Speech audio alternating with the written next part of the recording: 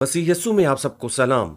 अजीजों, बात करेंगे पुराने अहदनामा में दी गई रस्मी शरीयत और इखलाकी और अदालती शरीयत में क्या फ़र्क है। अजीजों, खुदा की तरफ से मूसा को दी गई शरीयत इस बात को यकीनी बनाने के लिए रहनुमा असूलों का एक जामिया मजमुआ है कि इसराइलियों का तर्ज अमल खुदा के चुने हुए लोगों के तौर पर उनकी दुरुस्त अक्कासी करे।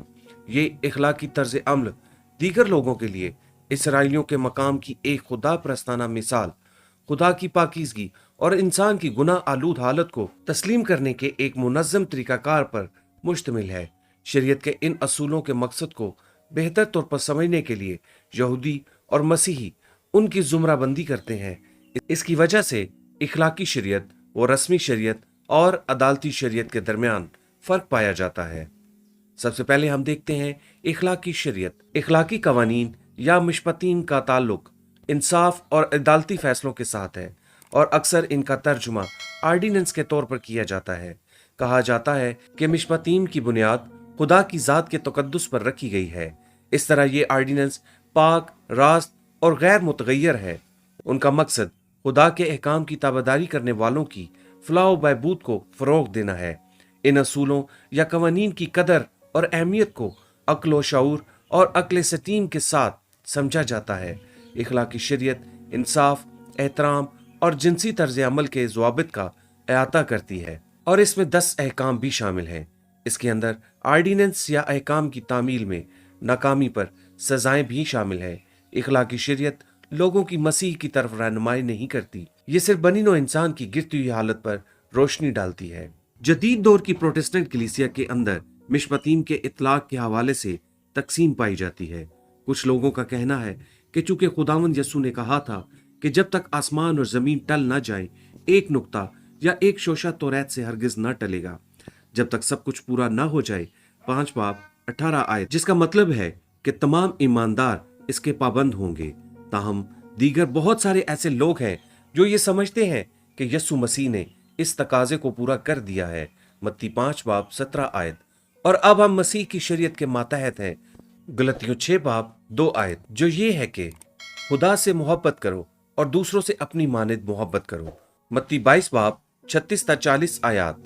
अगरचे पुराने अहदनामा के बहुत से इखलाकी कवानीन इस बात की बेहतरीन मिसालें देते हैं कि खुदा से और दूसरों से मोहब्बत कैसे की जाए और शरीयत से आज़ादी गुनाह करने का लाइसेंस नहीं है। रोमियो 6 बाब 15 आयत।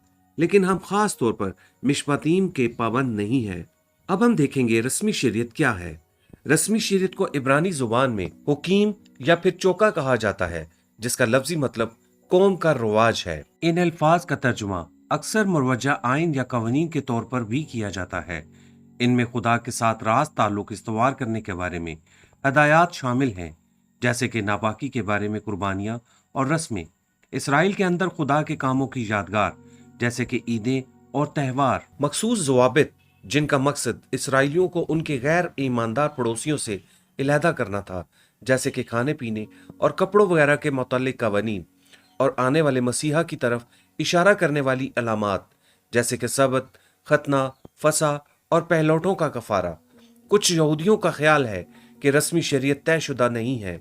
उनका ख्याल है कि जैसे जैसे मुआशरे तरक्की करते हैं, उसी तरह खुदा की अपने लोगों से तवक्कुआत भी तब्दील होती हैं, जो ये तकाजा करती हैं कि उन्हें उसी मुआशरे और हालात में उसके साथ किस तरह ताल्लुक रखना है। बाइबल में इस नजरिए की तरफ कोई इशारा नहीं मिलता। मसीही शरीयत के पाबंद नहीं है, चूंकि कलीसिया इसराइल कौम नहीं है, इसलिए यादगारी के त्यौहार मसलन हफ्तों की ईद और फसा का इतलाक कलीसिया पर नहीं होता। गलतियों 3 बाब 23 ता 25 आयत इस बात की वजाहत करती हैं, चूंकि खुदावंद यस्सु अब आ चुका है, इसलिए मसीहियों को कुर्बानी या खतना करने की जरूरत नहीं है। प्रोटेस्टेंट कलीसियाओं में सबत के इतलाक पर अब भी बहस होती है।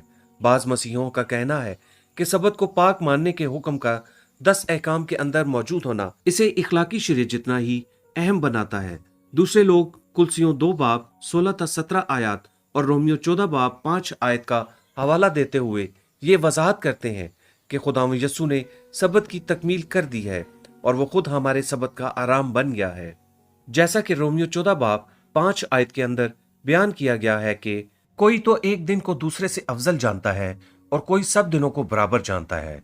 हर एक अपने दिल में पूरा एतकाद रखे अगर किसी शख्स को सबत के दिन को पाक मानने से रूहानी तौर पर कोई मदद मिलती है तो वो सबत के दिन को मानने के लिए आजाद है। अजीजों, बात करेंगे सिविल शरीयत पर, यानी अदालती शरीयत पर।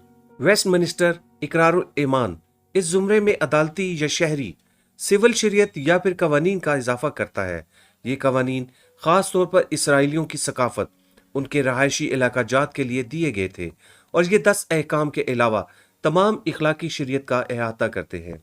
ये कत्ल से लेकर बैल की टक्कर से मरने वाले शख्स की तलाफी के लिए हरजाने और किसी के खोदे हुए घड़े में किसी शख्स के गधे के गिरने और फिर उसी के हरजाने तक के मामलात का अहाता करते हैं। खरूज 21 बाब 12 ta 36 आयात।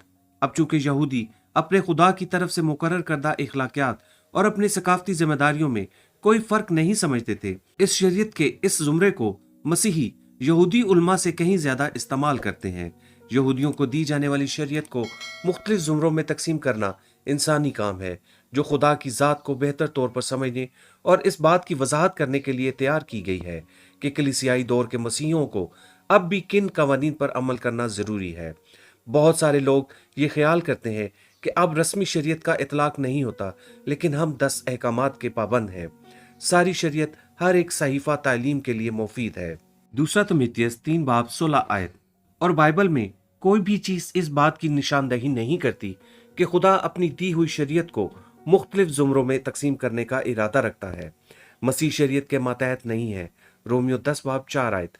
खुदावंद यसू ने शरीयत की तकमील कर दी है और यूं उसने यहूदियों और गैर अक़वाम के दरमियान पाए जाने वाले फ़र्क को ख़त्म कर दिया है, ताकि वो अपनी ज़ात में दोनों को एक नई मखलूक बना दे और यूं अमन कायम करे और इन दोनों ही की एक बदन के तौर पर सलीब के जरिए से खुदा के साथ सुलह करवा दे।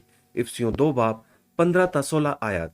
खुदावंद आप सबको बरकत दे, आमीन। हर नए पैगाम की ऑडियो, वीडियो, इंग्लिश और उर्दू टेक्स्ट मैसेज के व्हाट्सएप के लिए 0314 580 5256 पर अपना और अपने शहर का नाम व्हाट्सएप करें। शुक्रिया।